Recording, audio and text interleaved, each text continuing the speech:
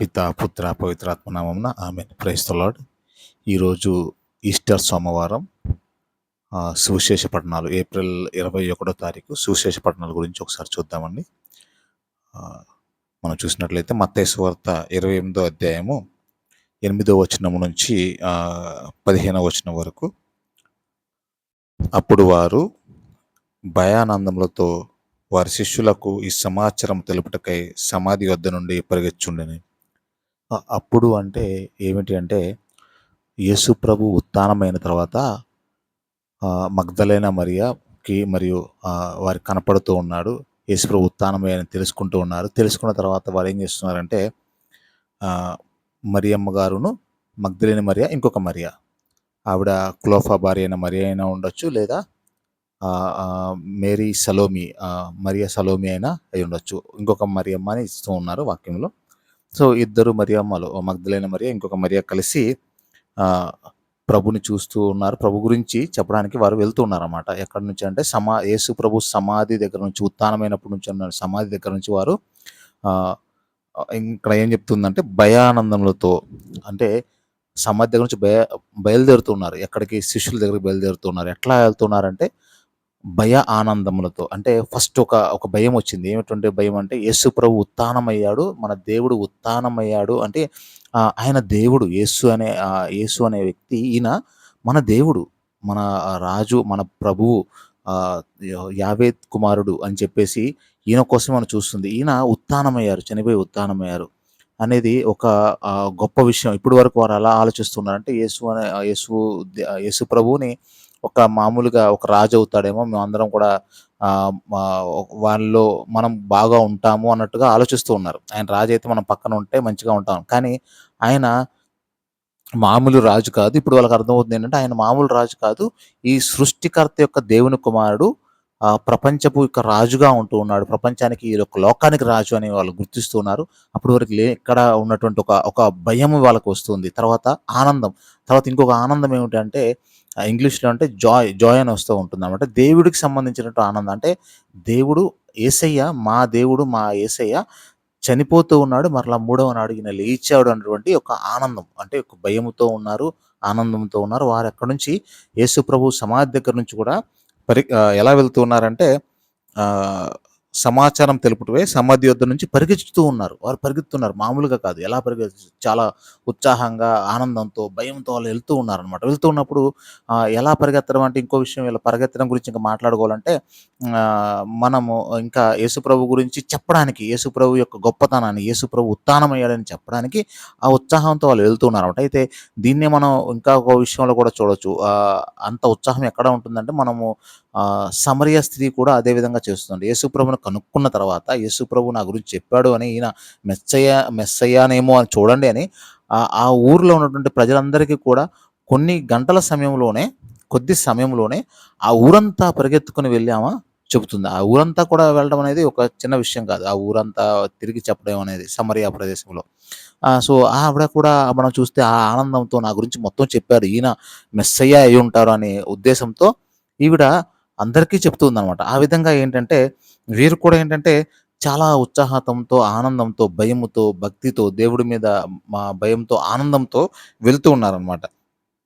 ఎక్కడికి వెళ్తున్నారంటే, యేసు ప్రభుని శిష్యులతో చెప్పడానికి, యేసు ప్రభు గురించి వారి శిష్యులతో మాట్లాడడానికి వెళ్తూ ఉన్నారు, పరిగెత్తుతూ ఉన్నారు.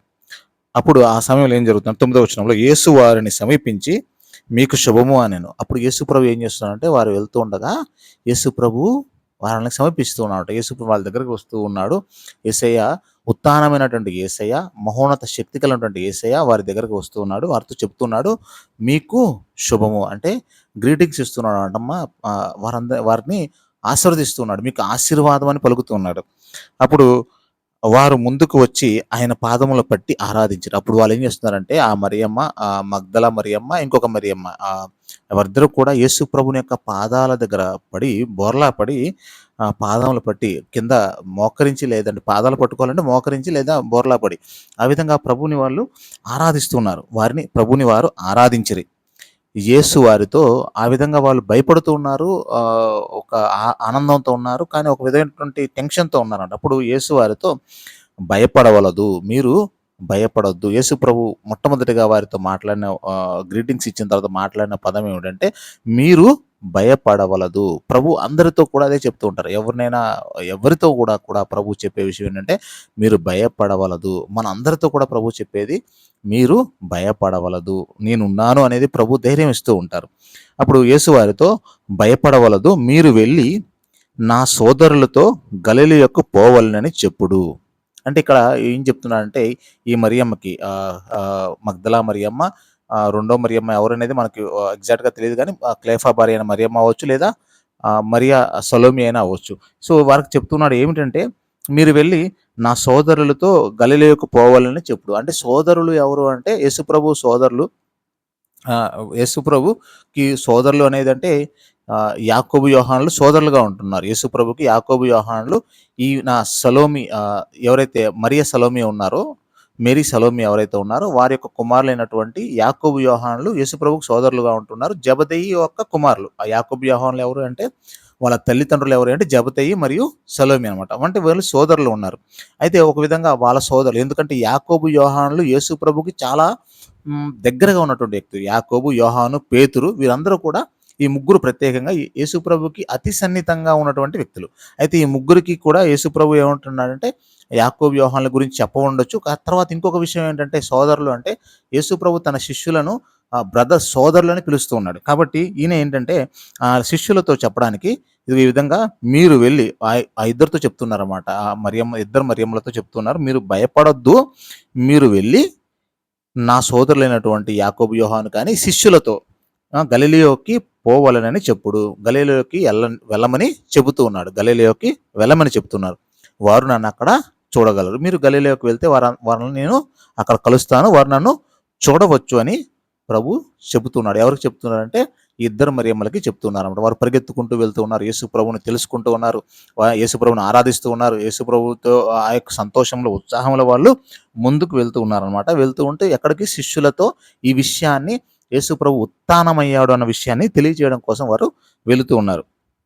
అయితే ఈ విధంగా ఈ విషయం జరుగుతూ ఉండగా స్త్రీలు కూడా, ఆ ఇద్దరు స్త్రీలు కూడా పరిగెత్తుకుంటూ వెళుతూ ఉండగా, ఈ 11వ వచనం చూస్తే, ఆ స్త్రీలు వెలుచుండగా సమాధి కావలి కాయచున్న సైనికులు కొందరు నగరంలోకి వెళ్ళి జరిగినదంతా ప్రధాన అర్చకులు చెప్పారు. అయితే ఆ యొక్క సమాధి దగ్గర ఉన్నటువంటి సైనికులు ఎవరైతే దాన్ని సీల్ వేశారో, దానికి సమాధికి సీల్ అంటే మనం అది రాజముద్ర వేసేసి దాన్ని ఎవరు తీయకూడదనేసి పెట్టున్నారు. కానీ యేసుప్రభు ఉత్థానమైనప్పుడు అందరూ కూడా మూర్చపోతూ ఉన్నారు. ఎవరు కూడా దానికి వారందరూ కూడా పడిపోతూ ఉన్నారు. యేసుప్రభు ఉత్థానమైనప్పుడు, రాయి తొలగించబడినప్పుడు.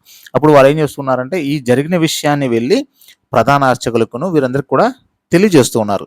ఇదిగో ఈ యేసు ప్రభు ఇక్కడ నుంచి రాయి తొలగించబడింది, నేను వచ్చారు, మేమందరం కూడా ఇలా పడిపోయామని చెప్పేసి యేసు ప్రభు గురించి జరిగిన విషయాన్ని వీళ్ళకి తెలియజేయడానికి వెళ్తున్నారు. అయితే వాళ్ళకి చెప్తున్నారు. అప్పుడు ఏం చేస్తున్నారు అంటే, ప్రధాన అర్చకులు పెద్దలతో వీళ్ళందరూ కూడా ఒక మీటింగ్ పెట్టారు.